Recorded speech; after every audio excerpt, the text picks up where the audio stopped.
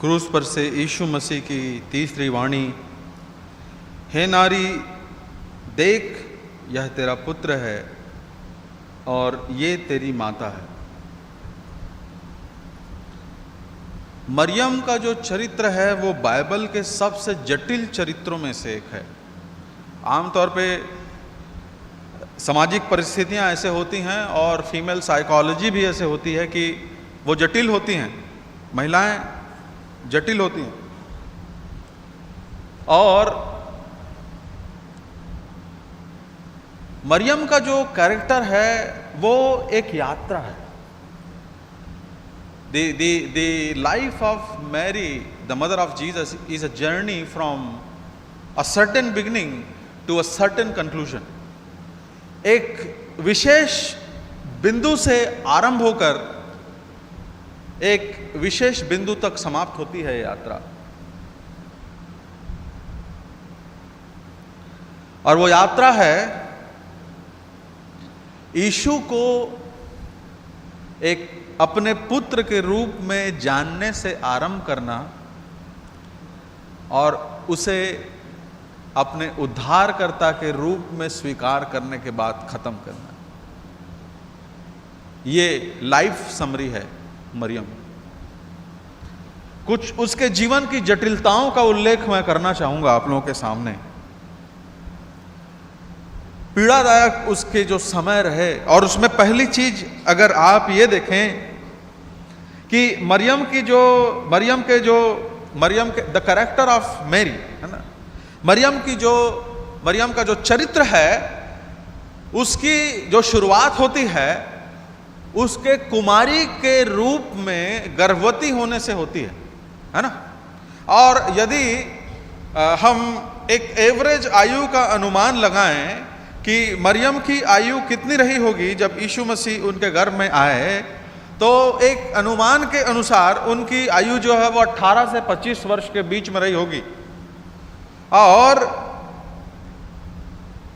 इस उम्र में आफ्टर बिट्रोथल है ना, मंगनी हो जाने के बाद विवाह के पहले ही गर्भवती हो जाना, और उस पर भी ये मालूम नहीं कि बच्चा यूसुफ का है या नहीं, है ना। ये एक कुमारी लड़की के लिए इससे कठिन बात क्या हो सकती है, पर उसने उस शर्मिंदगी को स्वीकार किया। उसने उसको प्रभु यीशु मसीह के कारण, परमेश्वर के कारण, उसके स्वर्गदूत के कारण, परमेश्वर के भेजे गए संदेश के कारण उसने उस शर्मिंदगी की अवस्था को स्वीकार किया।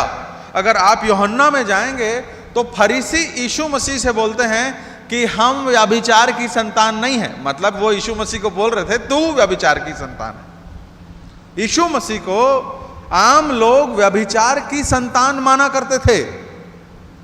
तो सोचिए कि जब मरियम जो है, और वैसे भी एक 18 से 20-23 साल का जो लड़का होता है या लड़की होती है, उसका माइंडसेट कितना परिपक्व होता है ना। आप सब तो उस उम्र से गुजरे हैं, 18 से 20 साल में तो लड़कपन ही होता है ना।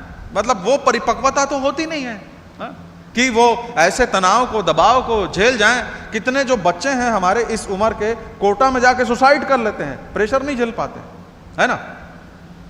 तो मरियम की जो शुरुआत ही हुई है वो एक जटिल सामाजिक जो बदलाव है उसके संदर्भ में हुई है। पर उसने प्रभु परमेश्वर की इच्छा को अपने जीवन में सर्वोपरि स्थान प्रदान किया, और उसने उस पीड़ा को अपने ऊपर में लिया। दूसरी बात हम देखते हैं कि मरियम जो है प्रभु यीशु मसीह को पूरी तरह से एक शारीरिक प्रक्रिया के माध्यम से जान पाती है। Pregnancy is a physical state, है ना भाई। जो प्रेगनेंसी है, गर्भावस्था है, वो आत्मिक अवस्था थोड़ी ना, वो क्या है? शारीरिक अवस्था है। It is a physical state. गर्भावस्था एक शारीरिक अवस्था है, और यीशु मसीह का जो जन्म हुआ वो पूरी तरह से एक साधारण बच्चा जैसे अपनी मां की कोख से उत्पन्न होता है, एग्जैक्टली उसका वैसे ही जन्म हुआ।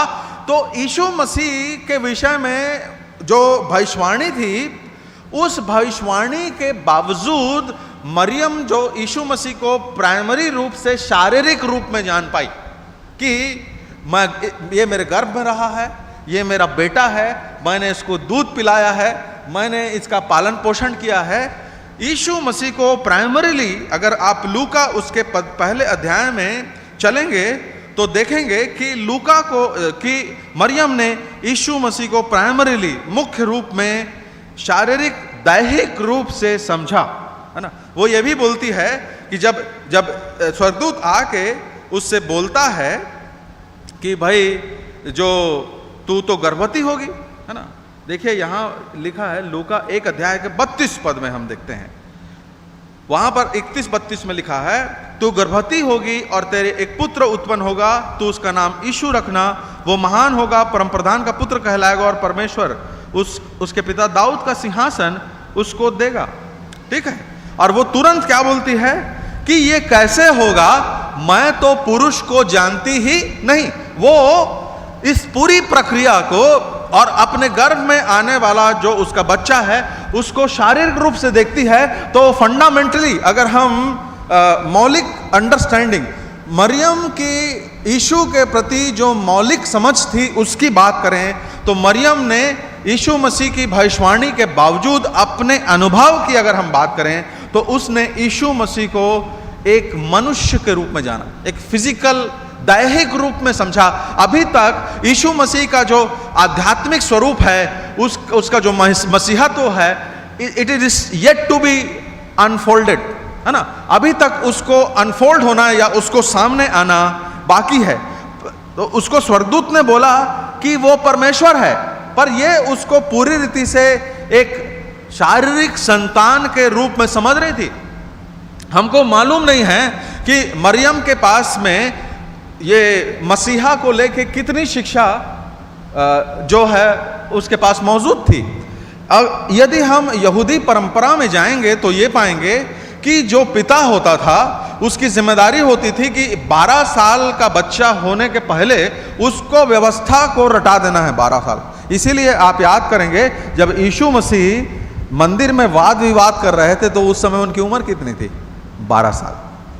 पिता की जिम्मेदारी थी कि पुत्र को, यही बात है, पुत्री को व्यवस्था रटाते थे या नहीं रटाते थे इसका क्लियर उल्लेख नहीं है, क्योंकि पुत्र जो है वो स्वाभाविक रूप से यहूदी परंपरा में पिता का सक्सेसर होता था। ठीक है। तो हमको यह मालूम नहीं कि मरियम जो है वो मसीहा से संबंधित भविष्यवाणियों से कितनी परिचित थी। उसको एक ही बात मालूम थी, मेरे पेट में कोई बच्चा आने वाला है जिसके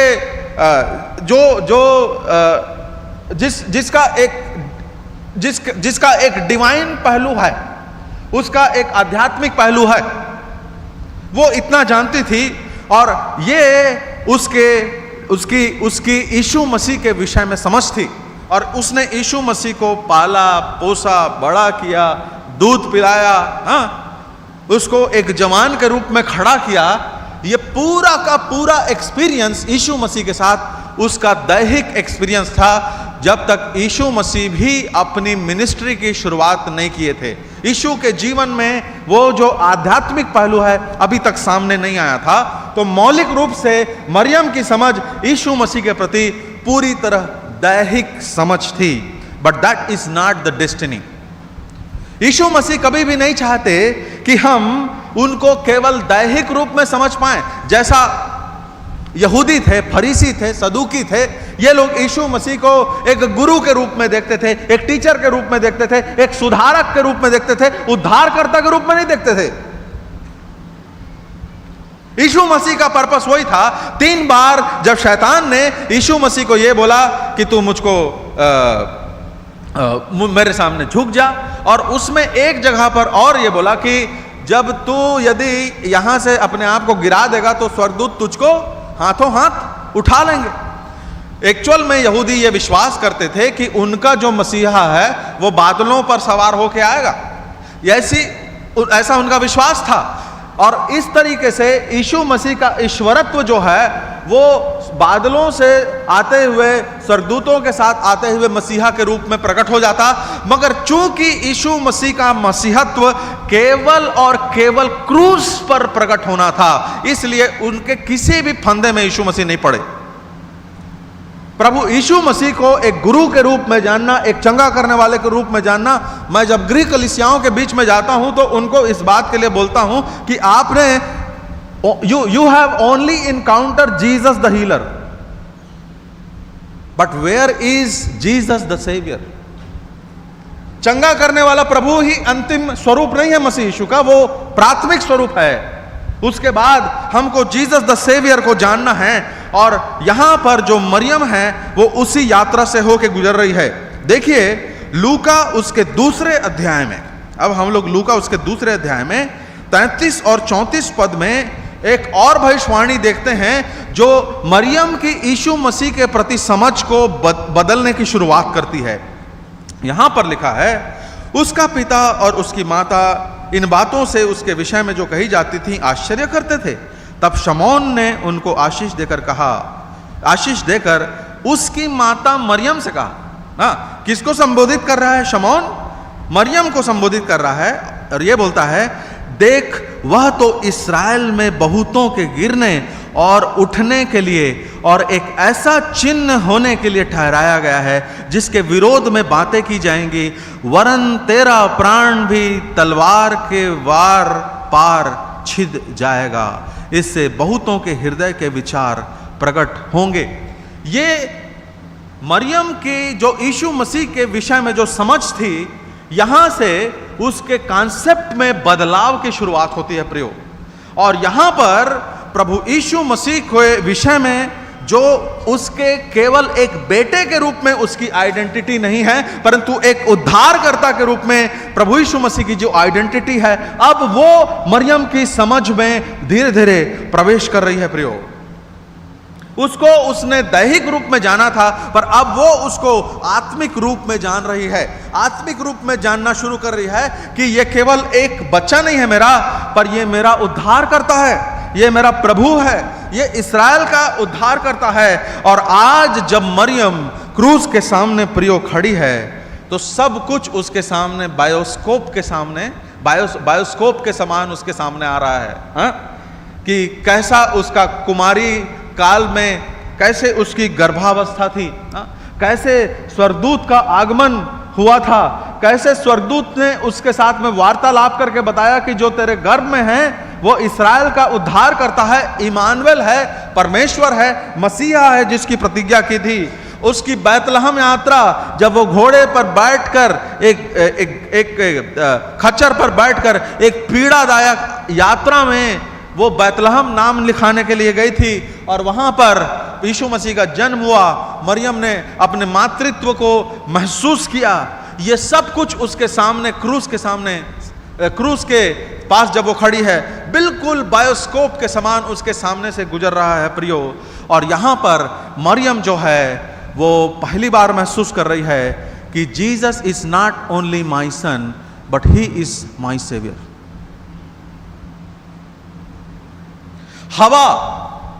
हवा जो है वो अविश्वास और अनाज्ञाकारिता का प्रतीक है, मगर मरियम विश्वास और आज्ञाकारिता का प्रतीक है। उसने शुरुआत की यीशु को दैहिक रूप में समझने के द्वारा, पर उसका जो अंत हुआ उसको जानने के लिए उसने यीशु मसीह को अंततः कैसे जाना, उसको जानने के लिए निकाली है प्रेरितों के काम की पहली पुस्तक, प्रेरितों के काम की पुस्तक का पहला अध्याय। और यहां पर 14 पद को अगर आप पढ़ेंगे तो आप पाएंगे कि मरियम की यात्रा कहां पर समाप्त होती है। यहां पर लिखा है, ये सब कई स्त्रियों और यीशु की माता मरियम और उसके भाइयों के साथ एक चित्त होकर प्रार्थना में लगे हुए थे। प्रार्थना बेटे से की जाती है, प्रार्थना किससे की जाती है? प्रभु से। मरियम ने अपने जीवन की शुरुआत में यीशु को शरीर के रूप में पहचाना, मगर अंत में उसने यीशु को उद्धारकर्ता के रूप में पहचाना। प्रियो, यही डेस्टिनी है हमारी। हम यीशु को किसी भी रूप में पहचाने, संडे स्कूल में हमारा इंट्रोडक्शन हुआ हो, हमारे जवान सभा में किसी भी रूप में यीशु मसीह का इंट्रोडक्शन हुआ, तमाम कहानियां हमने उसके विषय में सुनी हो, परंतु जब तक उसको हम अपने व्यक्तिगत उद्धारकर्ता के रूप में नहीं पहचानेंगे प्रियो, कोई फायदा नहीं। मैंने शुरू से बोला था कि बार बार छुटकारे और उद्धार की बात इस पूरे सप्ताह भर आएगी और यहां पर भी आ रही है प्रियो, कि जब तक यीशु को उद्धारकर्ता के रूप में हम नहीं पहचानेंगे तब तक हमारे जीवन का असली उद्देश्य पूर्ण नहीं होगा। प्रियो, मरियम उसकी मां थी, फिर भी उसने उसको उद्धारकर्ता के रूप में पहचाना। क्या हम प्रभु यीशु को अपने व्यक्तिगत उद्धारकर्ता के रूप में जानते हैं? हमारा जब मदर्स डे आता है तो देखिए बेटे लोग, बेटियां, अभी तो सोशल मीडिया का जमाना है, लंबा लंबा कविता और 4 लाइनें वहां से शायरी माता के लिए, माता के साथ में सेल्फी, सब करेंगे हमारे बच्चे जवान आजकल के ना। एक दिन का उनका प्रेम जो है वो उमड़ता रहता है। पर क्या कभी हमने ये सोचा कि क्या मेरी मां का उद्धार हुआ है? हाँ, बहुत बड़ा सवाल है। क्या मेरी मां का उद्धार हुआ है? Has my mother experienced the forgiveness of sins? क्या मेरी मां को पाप क्षमा का अनुभव हुआ है या नहीं? यह बहुत बड़ा सवाल है प्रियो। निश्चित तौर पे मरियम को हम देखते हैं, उसने अपने पुत्र को उद्धारकर्ता के रूप में स्वीकार किया। क्या हमने प्रभु यीशु को, विशेष करके हमारी जो माताएं हैं, पुत्रों से मैं सवाल कर रहा हूं, क्या आप इस बात की चिंता करते हैं या केवल हम मदर्स डे के बाद इन चीजों को भूल जाते हैं? क्या हम इस बात की चिंता करते हैं कि क्या मेरी माता का उद्धार हुआ है, और यदि नहीं हुआ है तो क्या उसकी मृत्यु के बाद क्या वो स्वर्ग जाएगी? हम सच्चे सवालों से भाग नहीं सकते प्रियो। आइए हम इन सवालों का सामना करें और यीशु मसीह को सच्चे उद्धारकर्ता के रूप में अपने जीवन में ग्रहण करें। परमेश्वर आशीष दें।